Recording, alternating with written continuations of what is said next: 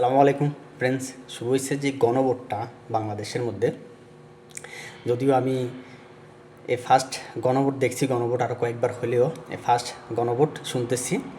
এর আগে আমার আইডিয়া ছিল না যে গণভোট কেন করা হয়। তো গণভোটটা যে শুরু হয়েছে, কেউ কইতেছে হা দাও, কেউ কইতেছে না দাও, কেউ গণভোটের পক্ষে, আবার অনেকে আছে গণভোটের বিপক্ষে।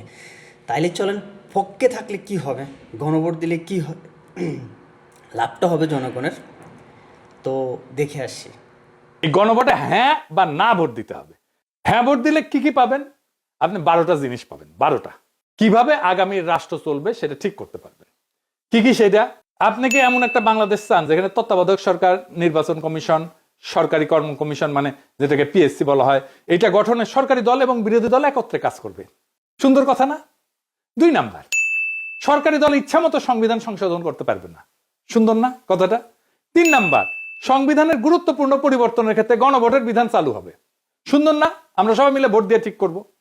4 নাম্বার, বিরোধী দল থেকে ডেপুটি স্পিকার এবং গুরুত্বপূর্ণ সংসদীয় কমিটি সমূহের সভাপতি নির্বাচিত হবেন বিরোধী দল থেকে।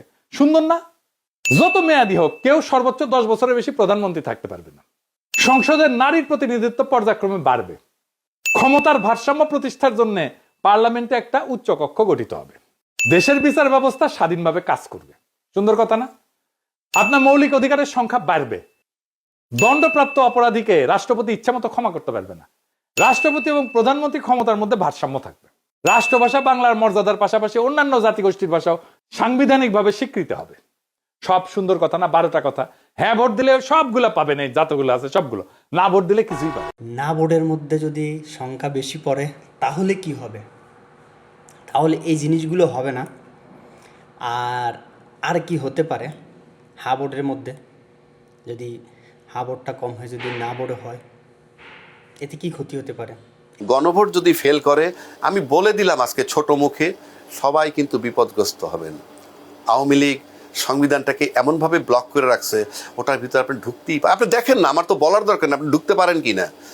আচ্ছা, অনেকে বলতেছে ফ্যাসিস্ট সরকার, শেখ হাসিনা দুর্নীতি করছে, জালিয়াতি করছে, কিন্তু সংবিধান হিসাবে শেখ হাসিনা রাইট। শেখ হাসিনা সংসদের মধ্যে শপথ নিছে, রাষ্ট্রপতি ছিল, এখানে নির্বাচন কমিশনার 5 বছর শেষ হয়েছে তার, সে নির্বাচন করছে, নির্বাচন করে সে শপথ নিয়ে সে সংসদের থেকে সে শেখ হাসিনা সরকার হয়েছে। এখন নির্বাচনের ভিতরে এটা বাংলাদেশের মানুষে জানে যে কতটুক জালিয়াতি করা হয়েছে, নির্বাচন কমিশন থেকে নিয়ে, প্রশাসন থেকে নিয়ে, প্রতিটা ভোট কেন্দ্র, প্রতিটা জায়গায়, এটা আমরা বাংলাদেশের মানুষে জানে। কিন্তু মানুষের মুখের কথাতে কি হবে? প্রমাণ এখন এআই দিয়েও ভিডিও তৈরি হইতেছে। এখানে বাংলাদেশের জনগণ তো তখন আন্দোলন করে কোনো কিছু করতে পারে না, কেউ কিছু করে নাই। শেখ হাসিনার মতন বিরোধী দল দরকার, একজনের দাঁড়া করাইছে, করে সে তার মতন নির্বাচন করার দরকার, সংবিধান হিসাবে সে করে, সে এটা সবাই স্বার্থ চাবে, বর্তমানে চাওয়া হইতেছে।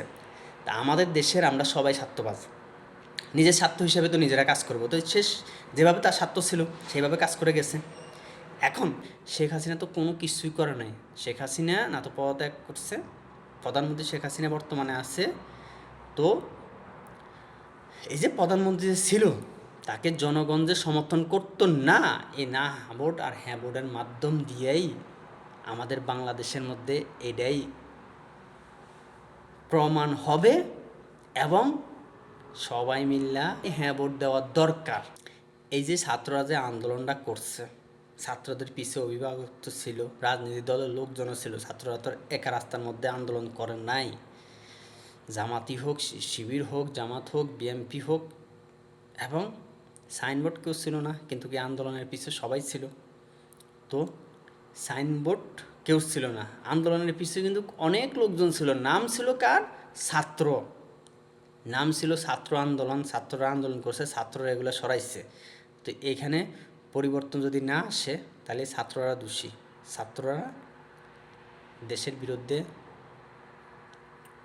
ওরা দোষ করছে, ওরা অন্যায় করছে, ওরা উল্টা মামলা খাবে যে ওরা ভাঙচুর করছে।